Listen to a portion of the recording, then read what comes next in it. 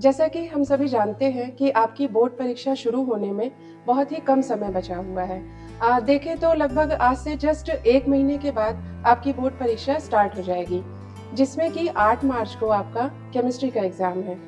बच्चों, केमिस्ट्री पढ़ने के लिए आपको जो आप केमिस्ट्री की स्टडी कर रहे हैं, तो उसकी स्टडी और उसका जो रिवीजन है, उसके लिए आपको स्ट्रैटेजी बनानी पड़ेगी और उसी स्ट्रैटेजी को जब आप फॉलो करेंगे तभी आप मैक्सिमम मार्क्स को गेन कर पाएंगे। इसमें आपके टोटल 10 चैप्टर्स हैं। किसी भी चैप्टर को आप स्किप नहीं कर सकते हैं क्योंकि सभी चैप्टर से क्वेश्चन पूछे जाते हैं। अब आपके क्वेश्चन पेपर में किस तरह के क्वेश्चन पूछे जाते हैं वो हम क्वेश्चन पेपर में देखेंगे। देखिए, जैसे कि आपका जो फर्स्ट क्वेश्चन होता है वो ऑब्जेक्टिव टाइप क्वेश्चन होता है, यानी कि बहुविकल्पी क्वेश्चन होता है। तो इसमें आप क्या करेंगे कि सबसे पहले आप क्वेश्चन नंबर 1 लिखेंगे और इसमें टोटल 6 क्वेश्चन दिए गए हैं। इसमें आप क्वेश्चन को ठीक से पढ़ेंगे। जैसे ही आपको क्वेश्चन पेपर मिलता है तो जो स्टार्टिंग के 15 मिनट होते हैं उसमें आपको क्वेश्चन पेपर को पूरा ठीक से पढ़ना होता है। तो आप एक एक क्वेश्चन को ठीक से पढ़ेंगे और जब आप ऑब्जेक्टिव को सॉल्व कर रहे हैं तो आप क्या करेंगे कि क्वेश्चन नंबर 1 लिखेंगे। जब आप आंसर लिखेंगे तो क्वेश्चन नंबर 1 लिख करके और फिर जो ये 6 पार्ट हैं, 6 क्वेश्चंस हैं, इसमें एक एक क्वेश्चन के जो ये नंबर्स हैं इसको लिखेंगे और उसके आंसर को उसके सामने लिख देंगे।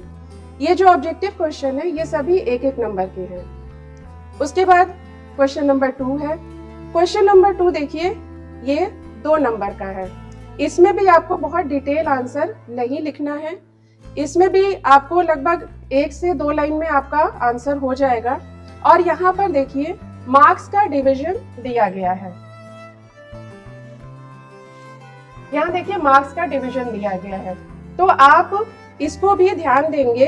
इसमें देखिए जैसे कि दूसरे का ये, इसमें भी 4 क्वेश्चन दिए गए हैं। तो जो दूसरे का ये वाला क्वेश्चन है, ख वाला, निम्न पदों को परिभाषित कीजिए।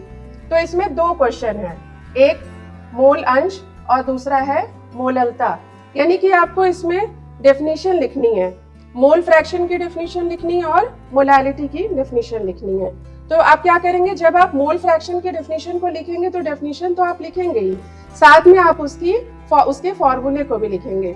और जब आप फॉर्मूला लिख लेंगे तो पूरे फॉर्मूले को आप एक बॉक्स में बना देंगे। उसी प्रकार आपको मोलालिटी की भी डेफिनेशन लिखनी है। मोलालिटी की भी आप डेफिनेशन लिखेंगे, साथ में उसका फॉर्मूला लिख देंगे। बहुत ज्यादा डिटेल में आपको या फिर बहुत लेंथी आंसर नहीं लिखना है। नेक्स्ट क्वेश्चन देखिए, क्वेश्चन नंबर 3। इसमें भी आपके 4 क्वेश्चन दिए गए हैं। ये भी सभी क्वेश्चन 2-2 नंबर के हैं। इसमें आपको जो आंसर लिखना है वो आंसर आपका होगा करीब 50 से 50 to 60 वर्ड्स का होगा। ये भी आपको बहुत लेंथी आंसर नहीं लिखना है। टू द पॉइंट आंसर आपको लिखना है। जो क्वेश्चन आपसे पूछा गया है उसका एकदम टू द पॉइंट आपको आंसर लिखना है। जैसे कि इसमें क्वेश्चन है, फिनॉल अम्लीय गुण प्रदर्शित करता है लेकिन एथेनॉल लगभग उदासीन होता है। इसका रीजन आपको लिखना है। तो आप सीधे आंसर लिखेंगे और जो इसमें फिनॉक्साइड आयन बनता है उसका रेजोनेटिंग स्ट्रक्चर बना देंगे। तो आपको इतना करना है कि 50 to 60 वर्ड्स में ये आंसर जो है पूरा आपका समराइज हो जाए।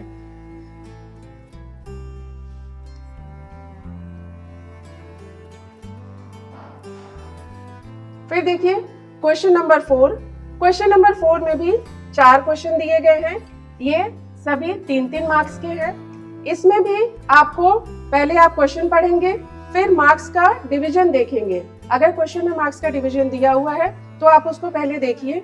अब जैसे देखिए ये वाला क्वेश्चन है, विलयन को परिभाषित कीजिए।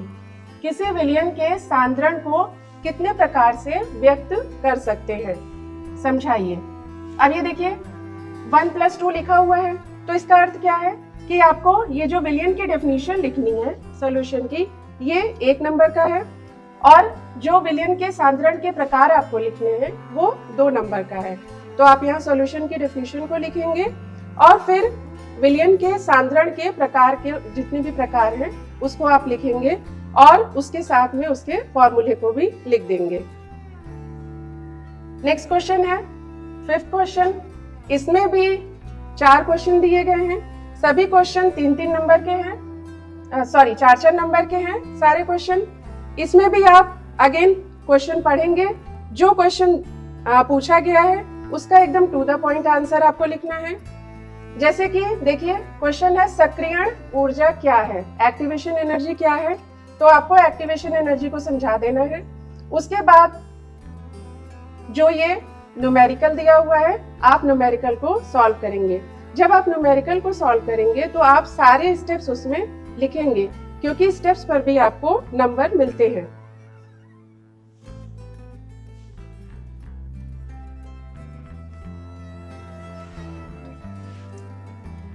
नेक्स्ट है क्वेश्चन नंबर 6 और क्वेश्चन नंबर 7। इसमें दो दो क्वेश्चन दिए गए हैं और ये सभी क्वेश्चन 5-5 नंबर के हैं। क्वेश्चन नंबर 6 और क्वेश्चन नंबर 7 में आपको ऑप्शन मिल जाते हैं। मीन्स कि देखिए जैसे कि छठे के क में 2 क्वेश्चन दिए गए हैं, या तो आपको ये क्या होता है जबकि वाला क्वेश्चन करना है, या फिर ये इलेक्ट्रॉन रागी प्रतिस्थापन अभिक्रिया वाला क्वेश्चन करना है। तो आप इसमें से क्वेश्चन को पढ़िए, जो क्वेश्चन आपको लग रहा है कि उसका आंसर आप अच्छे से लिख लेंगे तो उसी क्वेश्चन को आप इसमें अटेम्प्ट करेंगे। उसी प्रकार क्वेश्चन ख है तो आप क्वेश्चन ख में भी देखिए आपको ऑप्शन मिला हुआ है, IUPAC का एक क्वेश्चन है।